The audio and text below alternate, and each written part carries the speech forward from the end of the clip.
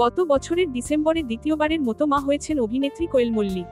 ৪২ বছরে ফের মা হলেন টলিউডের মিতিন মাসি।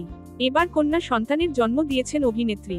যদিও এখনো পর্যন্ত মেয়ের নাম ঠিক করতে পারেননি কোয়েল নিষ্পাল সিং।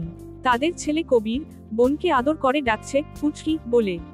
হাতে বেশ কিছু ছবির অফার এলেও এই মুহূর্তে তা ফিরিয়েছেন কোয়েল। কাজের থেকে বিরতি নিয়েছেন কিছু সময়ের জন্য।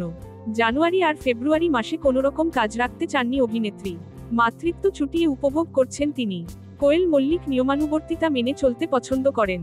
সন্তানদেরও সেভাবেই মানুষ করছেন তিনি। সম্প্রতি সংবাদমাধ্যমকে তিনি বলেন, আমি খুব ডিসিপ্লিন মেনে চলতে পছন্দ করি। নিজেও ডিসিপ্লিন থাকি। তাই আমার মনে হয় জীবন ডিসিপ্লিন ছাড়া হতেই পারে না। সেই জিনিসটা আমার ছেলে মেয়ের মধ্যেও রাখার চেষ্টা করি। নায়িকা যোগ করেন, মেয়ে যদিও এখন ভীষণই ছোট, তাই ওর উপর এখনো কোনো ডিসিপ্লিন শুরু করিনি। কিন্তু আমার বড় ছেলে যথেষ্ট ডিসিপ্লিনে থাকে। আমাদের বাড়িতে একটা বিয়ে চলছে, ওখান থেকে সে আমায় ফোন করে জিজ্ঞেস করেছে, মা এই মিষ্টি খেতে পারি?